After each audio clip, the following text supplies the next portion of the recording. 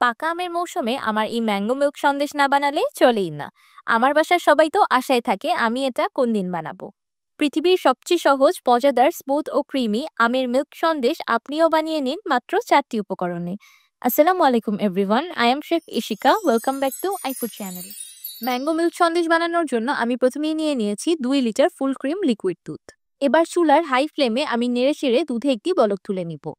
যেকোনো মিষ্টি পারফেক্ট হওয়ার প্রথম শর্তই হলো ছানাটা একদম পারফেক্ট হতে হবে। আরেকটি বিষয় হলো ফ্রিজ থেকে ঠান্ডা ঠান্ডা দুধ বের করে ছানা কাটতে যাবেন না, তাহলে ছানার টেক্সচারটা রাবারি হয়ে যায়। যদি দুধ ফ্রিজে থাকে, ফ্রিজ থেকে বের করে রূপ তাপমাত্রায় নিয়ে আসবেন, তারপর সেই দুধটা দিয়ে ছানা কাটবেন। আর যদি একদম ফ্রেশ বা খাঁটি দুধ পান তাহলে তো কোনো কথাই নেই, সেটা দিয়ে তৈরি ছানা একদম পারফেক্ট হবে। অনেকের হাতের কাছে ফ্রেশ বা খাঁটি দুধটা অ্যাভেলেবেল না, তাই আমি প্যাকেটের দুধ দিয়ে ছানা কেটে দেখাচ্ছি। দুধে একটি বলক চলে এসেছে। যেই দুধ দিয়ে ছানা কাটবেন সেই দুধে দুটির বেশি বলক তোলা যাবে না। যদি একটি বলক তুলেন তাহলে বেশি ভালো। দুধে বলক চলে আসার সাথে সাথে আমি চুলার ফ্লেমটাকে অফ করে দিয়েছি। দুধের ছানা কাটার জন্য আমি 1/4 কাপ ভিনেগারে 1 কাপ পানি দিয়ে একটি সলিউশন তৈরি করে রেখেছিলাম। এবার অল্প অল্প ভিনেগারের সলিউশনটাকে অ্যাড করে স্প্যাচুলার সাহায্যে আলতো হাতে ঘুরিয়ে ঘুরিয়ে ছানা কেটে নেব। একবারে সম্পূর্ণ ভিনেগার সলিউশনটা দুধে ঢেলে দিবেন না, তাহলেও কিন্তু ছানাটা বেশি একটা ভালো হবে না। ভিনেগারের পানি অল্প অল্প করে অ্যাড করে ছানা কাটতে হবে, যতটুকু প্রয়োজন ঠিক ততটুকুই দিতে হবে। দুধের সম্পূর্ণ ছানা কেটে গিয়েছে আর একটা ঘোলাটে সবুজ পানি বেরিয়ে এসেছে। এখন আমি ছানাগুলোকে স্ট্রেইন করে পরিষ্কার পানি দিয়ে ধুয়ে নিব। তারপর একটা সুতি কাপড়ে মুড়িয়ে চাপা দিয়ে রাখবো এক্সট্রা পানিগুলো ঝরে ছানাটা একদম শুকনো হয়ে যাওয়া পর্যন্ত। যেহেতু আমের সন্দেশ বানাচ্ছি, আম তো লাগবেই, সেই জন্য নিয়ে নিয়েছি 3টি পাকা আম। এবার আমি এই পাকা আমগুলোকে একটি ব্লেন্ডার জারে দিয়ে ব্লেন্ড করে একটা স্মুথ পেস্ট তৈরি করে নিব। ম্যাঙ্গো পিউরিটাকে একটা বাটিতে ট্রান্সফার করে রাখছি। ছানার পানিটা সম্পূর্ণ ঝরে গিয়েছে। দেখতেই পাচ্ছেন কত সুন্দর ক্রিমি টেক্সচারের একটা ছানা তৈরি হয়েছে। সন্দেশের ছানাটা যত বেশি ক্রিমি হবে, সন্দেশের ফাইনাল আউটকামটা ততই বেশি ভালো আসবে। আমি 2 কেজি দুধ থেকে 300 গ্রাম পরিমাণ ছানা পেয়েছি। আপনাদের ক্ষেত্রে ছানার পরিমাণটা একটু কম বা বেশিও হতে পারে, কিন্তু তারপরেও বাকি উপকরণগুলোর পরিমাপ একই থাকবে। এবার একটি ব্লেন্ডার জারে দিয়ে দিচ্ছি তৈরি করে রাখা ছানা, 1/2 কাপ পাউডার সুগার। আমি দানাদার চিনি ব্লেন্ডারে ব্লেন্ড করে পাউডার করে নিয়েছি। আপনারা ইচ্ছে করলে এখানে পাউডার সুগারের পরিবর্তে ডিরেক্টলি দানাদার চিনিটাও ব্যবহার করতে পারবেন, কিন্তু সরাসরি দানাদার চিনি ব্যবহার করলে পরবর্তীতে সন্দেশের থেকে একটু পানি ছাড়তে পারে। দিয়ে দিলাম 2 টেবিল চামচ গুঁড়া দুধ। গুঁড়া দুধটা একদমই অপশনাল, হাতের কাছে থাকলে দিবেন, না হলে টোটালি স্কিপ করতে পারেন। একদম লাস্টে দিয়ে দিলাম তৈরি করে রাখা 1 কাপ ম্যাঙ্গো পিউরি। আমি 3টি আমের পিউরি তৈরি করেছিলাম, আমি সেখান থেকে 1 কাপ পিউরি ব্যবহার করছি, 1/2 কাপের মতো পিউরি অবশিষ্ট রয়ে গিয়েছে। তাই আপনারা ইচ্ছে করলে এখানে 3টি আমের পরিবর্তে 2টি আমও ব্যবহার করতে পারবেন। এবার এই সবকিছু একসাথে খুব ভালোভাবে ব্লেন্ড করে একটা স্মুথ পেস্ট তৈরি করে নিব। মাশাআল্লাহ, দেখতেই পাচ্ছেন অলরেডি সন্দেশের ব্যাটারটাই দেখতে কতটা বেশি লোভনীয় লাগছে।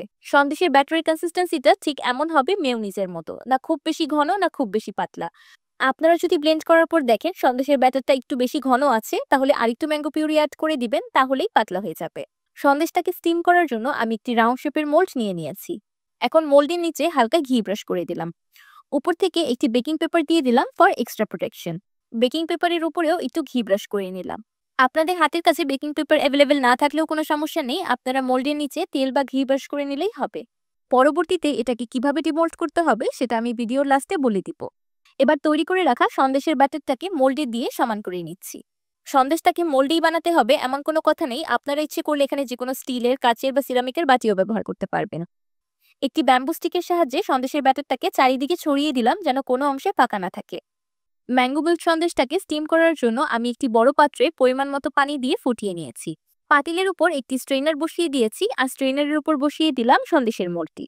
আমি ঢাকনাটাকে একটি সুতি কাপড় দিয়ে মুড়িয়ে নিয়েছি যেন স্টিমের পানিটা সরাসরি সন্দেশের উপর না পড়ে। আপনার ইচ্ছে করলে সন্দেশের মোল্ডটাকে ফয়েল পেপার দিয়েও আটকিয়ে দিতে পারবেন, তাহলেও পানি সন্দেশের উপর পড়বে না। কিন্তু অনেকের হাতের কাছেই ফয়েল পেপার অ্যাভেলেবেল থাকবে না, তারা এই পদ্ধতিটা ফলো করতে পারেন। এখন চুলার মিডিয়াম টু লো হিটে আমি সন্দেশটাকে স্টিম করে নিব 40 থেকে 45 মিনিটের মতো। আপনারা কতটুকু সন্দেশ বানাচ্ছেন বা সাইজটা কেমন হবে সেই অনুযায়ী সময়টা একটু কম বেশি লাগতে পারে। একটি স্টিকের সাহায্যে ঠিক মাঝ বরাবর চেক করে নিচ্ছি সন্দেশটা হয়েছে কিনা। যদি স্টিকটা এমন ক্লিন আসে তাহলে বুঝতে হবে সন্দেশটা পারফেক্টলি স্টিমড। গরম থাকা অবস্থায় সন্দেশটা খুব বেশি সফট অ্যান্ড জিগলি হবে। এতে ভয় পাওয়ার কোনো কারণ নেই, মনে করবেন না যে ভিতর থেকে কাঁচা রয়ে গিয়েছে, এটাকে ঠান্ডা করে নিলেই ঠিক হয়ে যাবে। সন্দেশটা রুম টেম্পারেচারে চলে আসার পর আমি এটাকে নর্মাল ফ্রিজে রেখে দিয়েছি একদম ঠান্ডা হয়ে আসা পর্যন্ত। এখন আমি আপনাদেরকে সন্দেশটাকে ডিমোল্ড করে দেখাচ্ছি। প্রথমেই একটি নাইফের সাহায্যে সাইডটাকে হালকা ছাড়িয়ে নিলাম, তারপর একটি প্লেটের উপর সন্দেশটাকে ডিমোল্ড করে নিলাম। আচ্ছা, আমি এখানে বেকিং পেপার ইউজ করেছিলাম, তাই খুব ইজিলি ডিমোল্ড হয়ে গেল। কিন্তু আপনারা যদি বেকিং পেপার ইউজ না করেন তাহলে কি করতে পারেন? সন্দেশের মোল্ডটাকে 30 সেকেন্ডের জন্য চুলার লো আঁচে বসিয়ে দিবেন। তাহলেই নিচ থেকে ঘিটা মেল্ট হয়ে সন্দেশটা মোল্ড থেকে ছেড়ে দিবে আর খুব ইজিলি ডিমোল্ড হয়ে যাবে। এই ঠান্ডা ঠান্ডা ম্যাঙ্গো মিল্ক সন্দেশটার আসল মজা ফ্রেশ পাকা আমের সাথে। তাই আমি উপর থেকে পাকা আম দিয়ে ডেকোরেশন করে নিচ্ছি।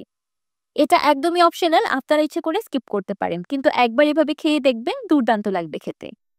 তো তৈরি হয়ে গেল পৃথিবীর সবচেয়ে সহজ ও মজাদার ম্যাঙ্গো মিল্ক সন্দেশ। আপনারা অবশ্যই আশায় আছেন যে আমি কখন সন্দেশটা কেটে দেখাবো। মাশাআল্লাহ, দেখতেই পারছেন আমি নাইফ লাগানোর সাথে সাথেই কেটে যাচ্ছে সন্দেশটা কতটা বেশি সফট হয়েছে। ভিতর থেকে টেক্সচারটা একদম ক্রিমি, সিল্কি অ্যান্ড ভেলভেটি হয়েছে, তাই না? ঈদ ডেজার্ট হিসাবেও কিন্তু আপনারা এই ম্যাঙ্গো মিল্ক সন্দেশটাকে রাখতে পারেন। এই একটা ডেজার্ট থাকলে আর অন্য কোনো ডেজার্ট বানানোর প্রয়োজন নেই। আমি তো বলবো এই ম্যাঙ্গো মিল্ক সন্দেশটাকে দেশি চিজ কেক বললেও ভুল হবে না। আপনি যখন সন্দেশটা মুখে দিবেন জাস্ট তুলার মতো মিলিয়ে যাবে, এটা এতটাই বেশি স্মুথ ও ক্রিমি। সন্দেশটা খাওয়ার সময় যখন দাঁতের নিচে ফ্রেশ পাকা আমের স্লাইসগুলো পড়ছে তখন কিন্তু খেতে অসাধারণ লাগছে। ভিতর থেকে সন্দেশের টেক্সচারটা একদম চিজ কেকের মতো হয়েছে। সন্দেশ খেতে কেমন হওয়া উচিত? মুখে দিবেন জাস্ট গায়েব, তাই না? তাহলে আপনি দেরি করছেন কেন? মৌসুমের প্রথম পাকা আম দিয়ে তৈরি করে ফেলুন ম্যাঙ্গো মিল্ক সন্দেশ। খেতে কেমন লাগলো আমাকে কমেন্ট করে জানাতে ভুলবেন না কিন্তু। আমার আজকের এই ম্যাঙ্গো মিল্ক সন্দেশ রেসিপিটি যদি আপনাদের কাছে ভালো লেগে থাকে তাহলে ভিডিওতে অবশ্যই একটি লাইক দিয়ে দিবেন আর আমার চ্যানেল সাবস্ক্রাইব করে আমার চ্যানেলের পাশেই থাকবেন। আল্লাহ হাফেজ।